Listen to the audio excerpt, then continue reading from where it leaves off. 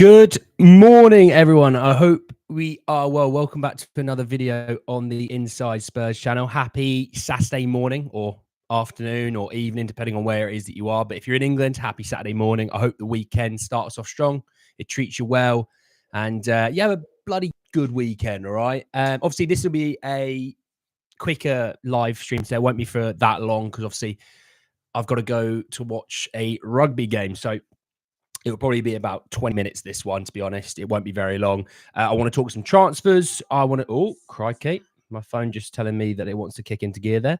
We're going to be talking transfers. We're going to be talking the right-back situation because I think that is a precarious spot that we're in at the moment. So we'll be talking a little bit about that and just sort of answering a few of your questions if and when they come. Just want to say that if you're new, give us a subscribe. And yeah, let's jump in. And I want to start with the right-back situation a bit more, to be honest. And,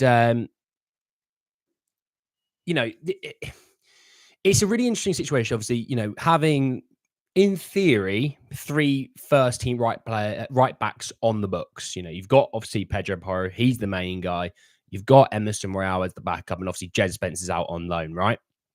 Well, this, obviously, in turn, will turn Spurs transfer news surrounding the right-back position to be quite hot. Oh, by the way, morning, Kulu's right foot. How are you, mate? You right?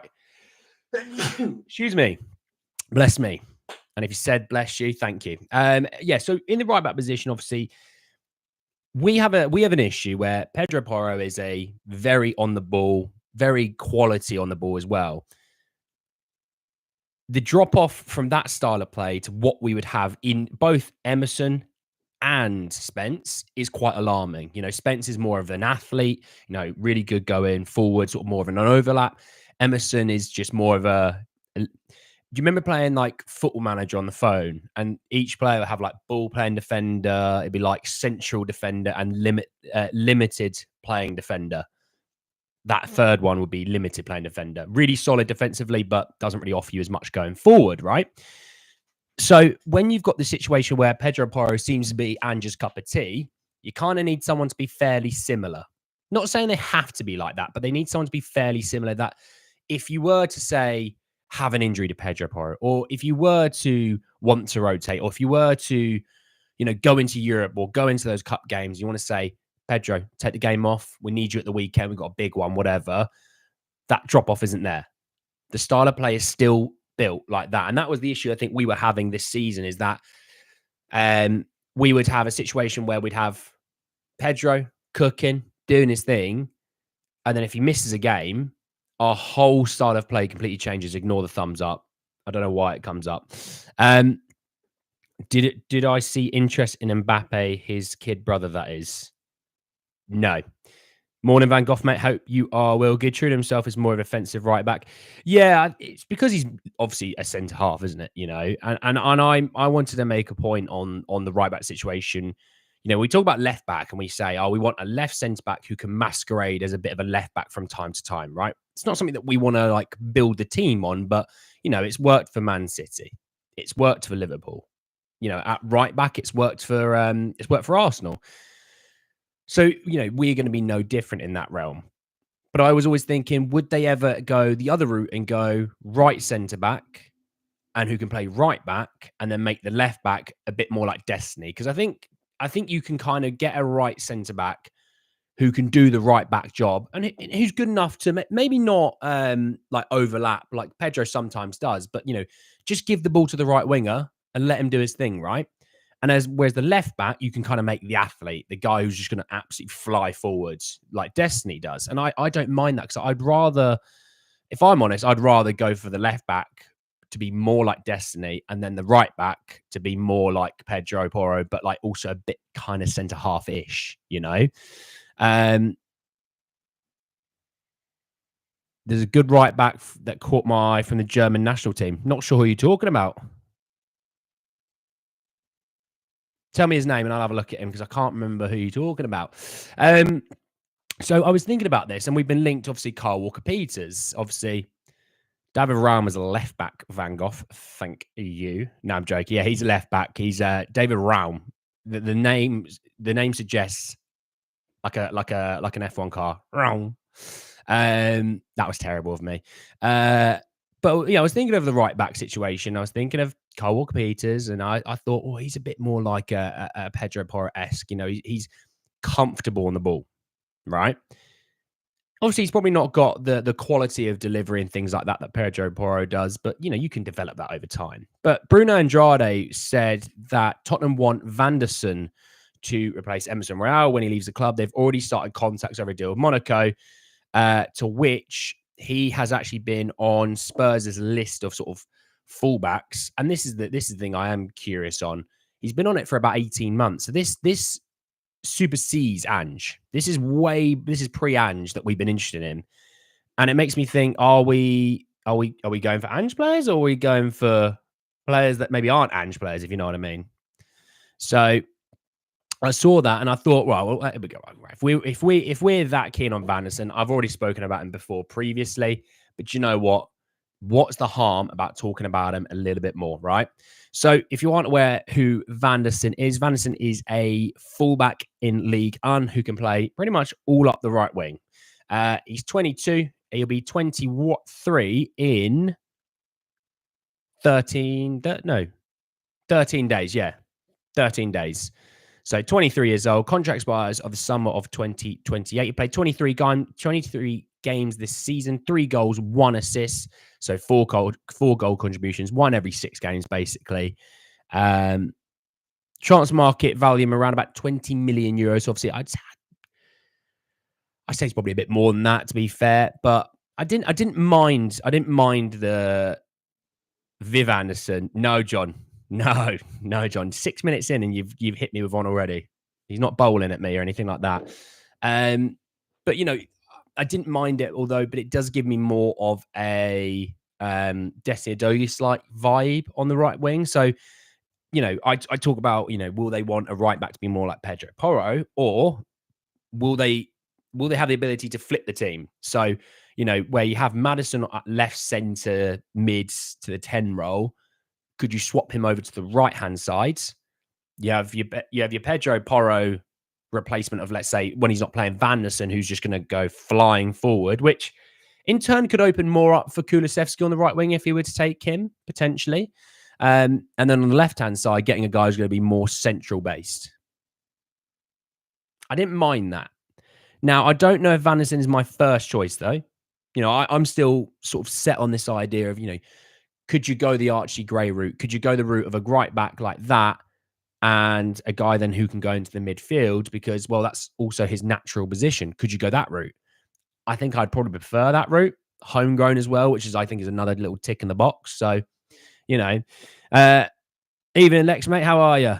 Not as late as yesterday. No. It's a weekend for us. I get to be nice and early. I've already been to the gym. It's 9:28 in the morning. I've already been.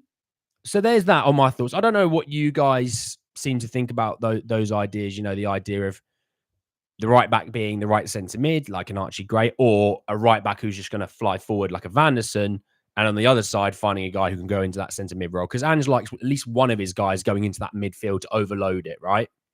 So that's why I'm thinking of that. There aren't many options for the player profile, it seems. I think it'll be more cards close to the chest. Don't want to give too much away, Vanderson's just been on the list for someone we've liked for 18 months. So it's just regurgitating that, to be honest. 6:29 p.m. Next, mate, it's a Saturday evening. What you doing with yourself? Huh? Kicking your feet up? Got the beers in? What you doing? Morning, Dreadlock, mate. How are you? So yeah, it was just a bit of an idea, to be honest. Dinner. You got beers for dinner. Interesting, Lex. That's a hell of a dinner. So yeah, just a bit of an interesting thought and process on that. I'll put it to a bit of knocking my mic. Apologies. I'm gonna put it to a poll. Again, it's a pick one poll, by the way. And this will tell me what you prefer stylistic-wise at that right-back position, more so than just the player. I think there's more to that than meets the eye. Can I repeat my right-back options? They're there. They're there in the poll, mate. They're there in the poll. I was talking, Caleb, about, will you have a right back who's going to fly forward on overlaps and things like a Vanderson, or will you go for the right back who can kind of play more into the midfield, like a Walker Peters, I'll have another poll lined up straight after this one, though. So we're not going to jump off the right back position just yet. Son, good morning, mate. What did I miss? I was talking about the right back situation. I was talking about plans of, will they go in the poll route where I talked about Vanderson, who's a overlapping bombing forward, or a Kyle Walker-Peters who can play more into the midfield. But I do have another poll straight after this one, which I'm keen to see what you guys think. If you haven't voted, by the way, there is a poll. Give us a vote. It helps me with my next topic as well. And yeah, you can get your other questions in on transfers, guys. I'll probably be live for about another 10 minutes. I do want to talk about England really quickly as well from last night, because last night's performance was pathetic. I shouldn't have ended the stream. I should have just continued on in the stream talking absolute nonsense, because watching that game was absolute nonsense. One shot on target against Iceland. Haven't seen much of Vanderson, though. Yeah, he's a young player as well, so it's not something that he's been out there. Right, I'm going to end it there on Vanderson, right? Because I've got one straight after this one. Again, it's a pick one, all right? I won't put Kyle Walker-Peters in that because I think Vanderson lost to him. Vanderson beat him, sorry.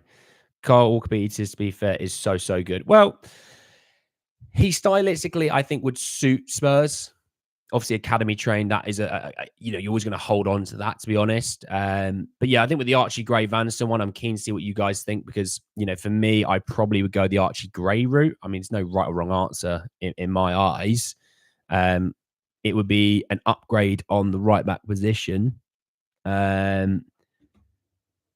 like I said, no right or wrong answers on that. By the way, I did also see something that does affect the Nottingham Forest situation. They might not be keeping Nuno, and they may look to go and get Marco Silva from Fulham. I don't know why he would go there personally, but if they were to go there, we'll have to see then what happens with the Murillo, a Gibbs White, hell, even a Hudson-Odoi, Interesting. So Gray's winning 67%. Interesting. Torn between them. You got to pick one, son. You got to pick one. You can't be torn. We need a proper right back, not Gray. Well, right back. He does play right back, though, Spurs football. He does play right back. Vanderson does look good. Absolutely. No. I'm not thinking that's what I'm saying. If we ended up with a Vanderson over a Kyle Walker-Peters or Gray, I wouldn't be offended. I wouldn't be upset. He may not be my first choice, but, sometimes it's ironic. Your first choice might also go... Your first choice might stink it up, and your second or third choice, or even fourth or fifth, might actually be the right player, So that's why whenever we talk about Spurs getting their number one option, sometimes it's not always the be-all and end-all, Southgate really went like, Maguire has had a good season, fine, let's drop him, and add Tomori. Who is he? Really forgot about him completely. Let's call it Branthwaite up and use Dunk ahead of him. Yeah, he made so many errors with his team selection, because people were saying, well, you wanted him to, like, generally, people said you want him to pick on form. Well, he did. So what's the big deal? I went, have you seen Dunk play in the last 6 months? Because Jared Branthwaite's been pretty solid, Maguire's not even been that bad for the last 6 months. Maguire's still not one. For me, I wouldn't start Maguire even if he had played well for this season. He's still not my centre half. Mark Gay, he's been pretty solid, so I don't hate that, but technically John Stones hasn't played that much football in terms of like week in, week out. He seems to have been dropped ahead of Diaz and things like that. If we sign Vanderson, and then we also need either Eze or Gallagher for Homegrown. Yeah, well, I'd assume at least Eze or Gallagher signing, if not maybe even both, to be fair. I got my hopes up about Bergville last night. Several players on the Icelandic team plays in the Swedish league and did a job on the Premier League superstars. Well, it's just Southgate. I think if you had an actual coach, like, I'm not even saying like a great coach, you should have an actual coach, we'd be playing much better football. Okay. England are miles away from winning the Euros. Yeah, that yesterday was a big wake-up call. If that's not a wake call, then I don't know what ever will be. One shot on target at home. And I think a lot of it was just kind of like, well, the Euros start in a week. I don't want to get injured and chill. Then play the guys that maybe are on the periphery, I mean, Kane missed an absolute sitter. So, make of that what you need. Gray for you. Yeah, I think Gray for me. I like Cole Peters. Southgate is an actor. Southgate is a terrible one, but yeah. Morning, Nick Bell. How are you, bud? You all right? So yeah, there's that. I think for me, I'd go Gray as well. The only reason why you might pick like a Cole Walker Peters over an Archie Gray purely is more so um, academy situation, you know. Dropping Madison costs Southgate. Foden Bellingham can play at number 10 position. None of them can play at a pure 10. Yeah, it felt like Foden kind of got in the way of Palmer at times because obviously Palmer and Foden like to float. I mean, I wouldn't even, if you're going to play Foden and Palmer, interchange them. Just every now and then be like, right, swap, go into a different position. I thought Gordon looked lively, but I thought Gordon was really wasteful.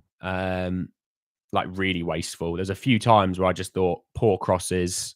I mean, he missed a couple of, good opportunities and, sent them miles over. So, on another day, maybe that would have changed. But I think you could see Kane was quite liking the fact, I can drop and play it to Gordon over the top, Furyk from Stuttgart, rate him so highly. Yeah, well, his release score is about 20 million.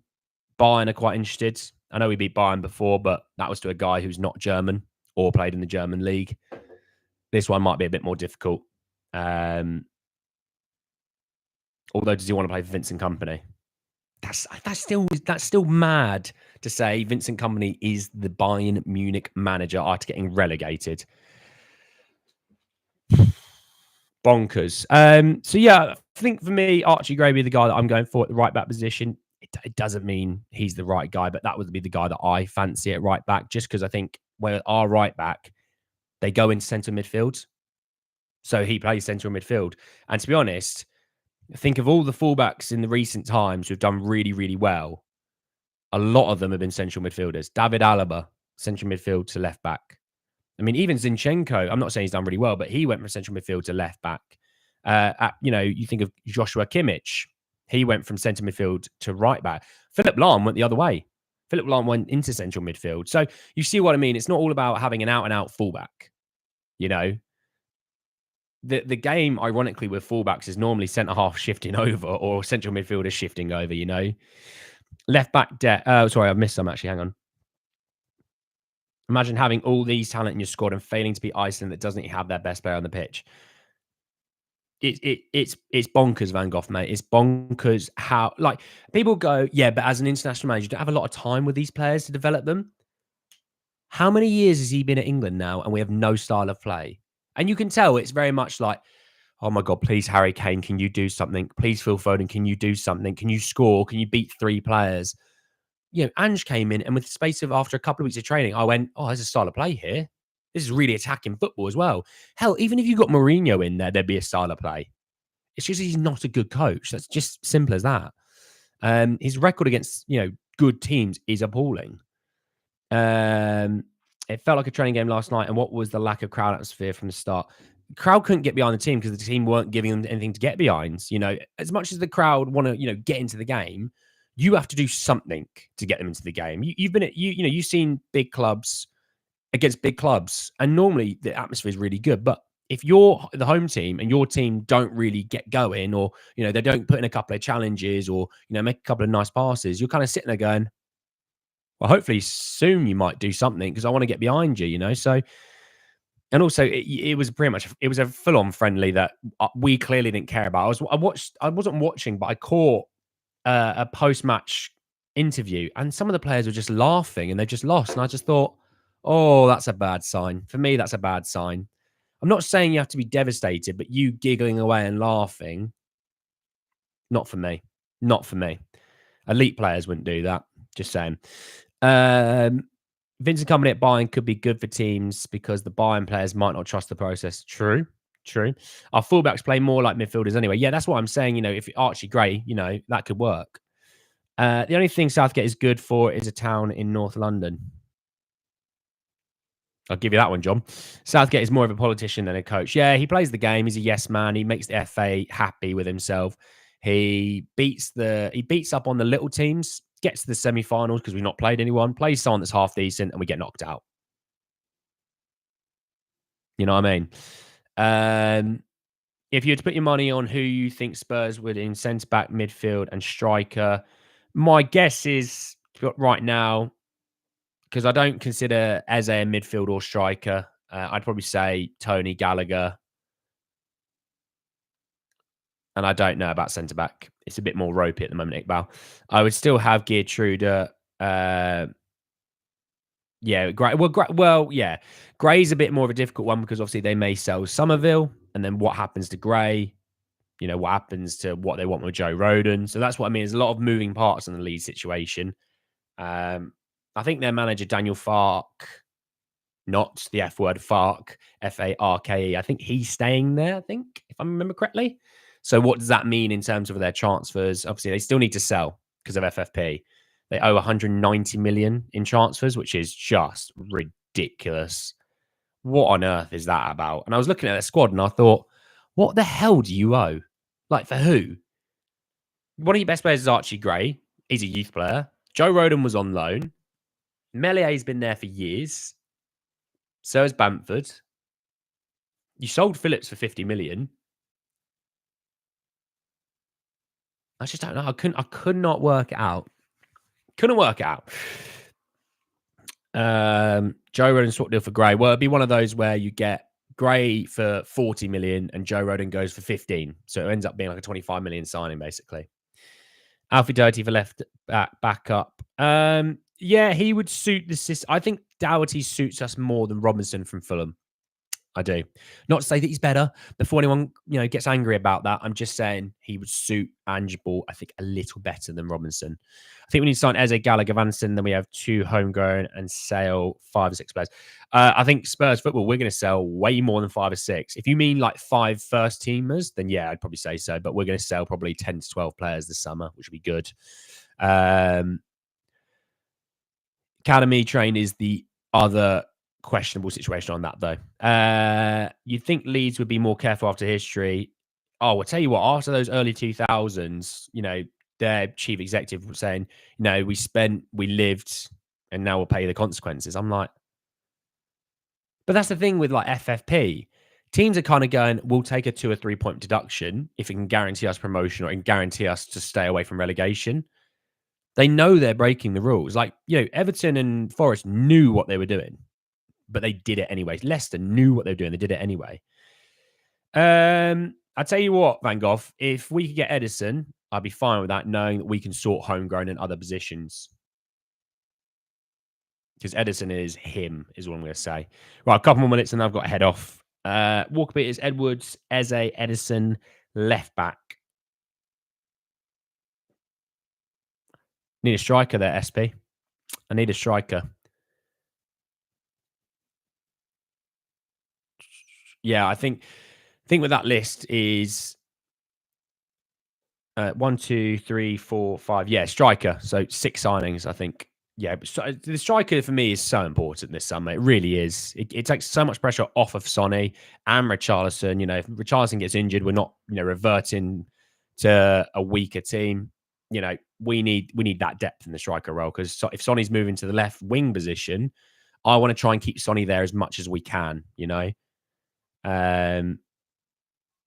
feel like we need a backup left back. I think we do. I think we do. Well, what makes me nervous is Davies. Do we sell Davies, and if he stays, then I don't think we'll get a left back. I really don't. Morning, Polly. How are you? You're right. Of course, Miss Polly Cooper says Slanky. Of course she does. Someone is willing to be a backup to a 20-year-old for the left back position. I don't look at it as backup. I look at it as a guy who wants to compete. We need to stop looking, by the way, we as a community here and as a fan base, we need to stop saying he's a backup, he's a backup, he's a backup. Just say, we've got 2 great players for that position. Let them compete for the role. That's how I look at it. So I'd like Tony for striker, would help both ends of the pitch. Well, especially defending corners, it bloody would. He's an absolute unit. Gray, Edwards, Eze, and some academy players to the senior team to sort out the homegrown issue.